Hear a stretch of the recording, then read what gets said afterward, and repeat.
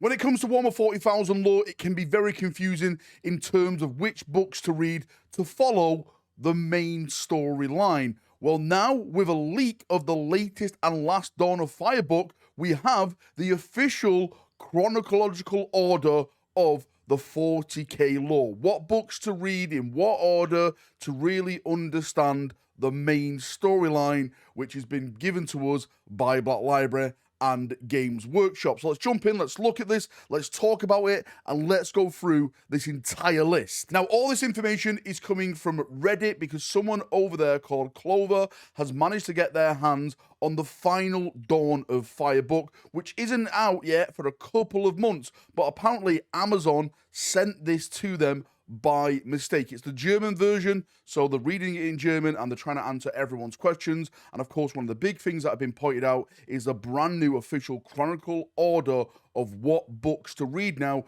to follow, I keep air quoting it, this main storyline. And if you want to go and check that out, then there's a link in the description of this video. But for now, focus your eyes on the background because we're about to go through the official list. This is very, very eye-opening. This could be very, very big in terms of what's going on at the moment in the current 40k timeline, because I know there's a lot of confusion, but also it could be eye-opening for new people getting into lore and wondering what books to start with. So here's the little graphic I've made to go through all this. So hopefully it gives you a nice little visual reference on what books to get, just in case you're confused on book covers and stuff like that.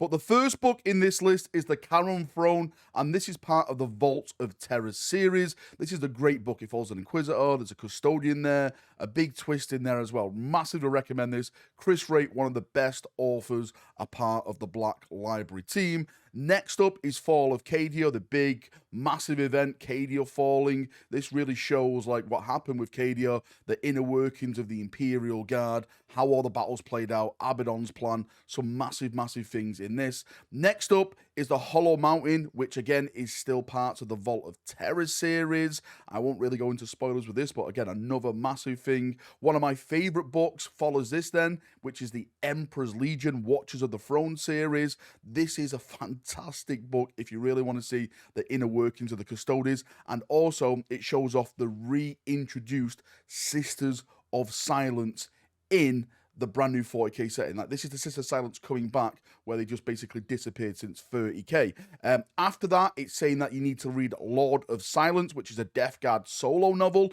I've read this. You know, I don't normally read Chaos novels or anything like that, but this one is one of the best novels for Chaos I'd ever recommend. Again, Chris Raitt, everything he touches literally turns into gold. You have A Venging Sun, a part of the Dawn of Fire series. You have Knight of Macragge, which is basically Kato Sicarius, who was lost in the warp, and how he returned to the Warhammer 40k setting. You have the Gates of Bones, which again is part of the Dawn of Fire series.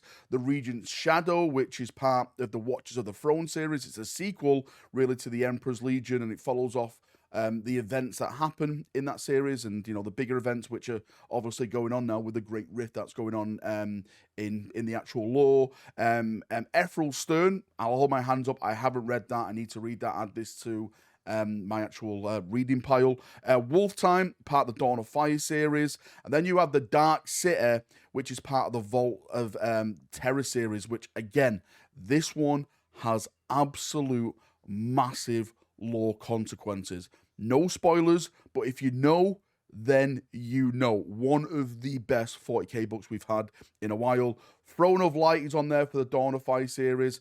Iron Kingdom is on there for the Dawn of Fire series. Martyr's Tomb is on there for the Dawn of Fire series. Sea of Souls is on there for the Dawn of Fire series. Then you have the Indomitus book, which is basically the 9th edition launch novel that happened with the launch launch edition box. So it's kind of like you know, just an introducing to the setting of what's going on with the Prime Nexus and stuff like that. Again, all this is happening, you know, round at the same time with the Great Rift and everything. Next up, you have the Hand of Abaddon, which again is another Dawn of Fire series. Huron Blackheart, Master of the Maelstrom. Again, I haven't read this, but I've heard great things about it. There's some rumors out there, just little bits of rumors. Rumors are rumors, as I always say. There's some rumors that Huron Blackheart is getting a new model, and if that is true, then I can't wait, because I'm a massive fan of Huron Blackheart. I personally believe he should be the leader of Chaos, but that's just my opinion. We have the Silent King, which of course is the last novel in the Dawn of Fire series. This is it then. This is it. There's no more Dawn of Fire. It's on to whatever's next in GW's secret pile of brand new series. But this is where all this information is coming from. And then after that, we have some of the old books which dropped in 8th edition, which is the Plague Wars book. So you have Dark Imperium, then you have the Plague Wars, and then you have Godblight. Now, all these books were redone with a timeline when GW reset it, because for people who don't know, during 8th edition, it was set after the Indomitus Crusade, and then 9th edition dropped, and they retconned that, and they said everything was currently during the Indomitus Crusade. So they had to change some big things during the Dark Imperium, Plague Wars, and Godblight books, but that's all changed now. Now, after that, we have Belisarius Call, the Great Work, which is him facing Fabius Bile again. Oh, no, it's not. My mistake. That's the next book. I'm getting ahead of myself. Belisarius Call, the Great Work, is him on Sofa with the Emperor's Scythes. Scythes of the Emperor. What the hell am I going on about? I'm tripping over my own words here. And yeah, he's bringing them back into the fold. Next, we have Gene Father, which is Belisarius Call. And this is where he's fighting against Fabius Bile, which again is another great book. Alpha Primus is in there. Really, really big things happen with that. And then it says here on the list, Devastation of Baal. Now, I will add one thing to this, because I always say this during my live streams. If you've got to this point and you're about to read Devastation of Baal, stop. Stop right now. Drop everything. What you need to do is literally go and pick up a book called Dante.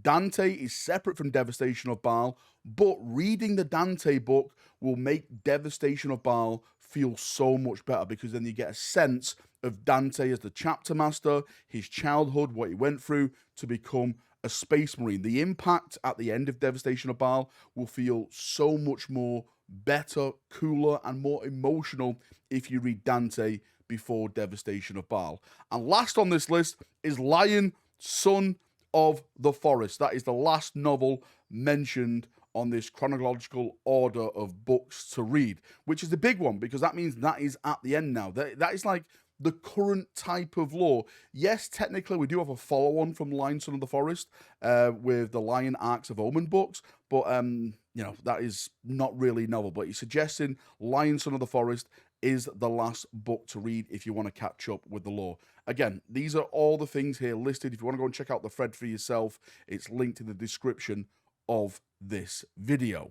And there we have it. That is the official chronological order of the 40k books to read if you want to follow the main storyline. I know there's going to be some people who are, what about this book and that book, and this lore connects with that book. Listen, I'm just a messenger here. I'm just passing on what has been leaked with this new Dawn of Fire, the Silent King book. Hopefully we'll get some more lore things and the implications, and does Gilliman fight the Silent King, etc., etc., very, very soon. If that happens, then I will, of course, be doing a lot of videos regarding that. But for now, that is the order. Tell me what you think. Does this help you? Does this not help you? Do you care? Don't you care?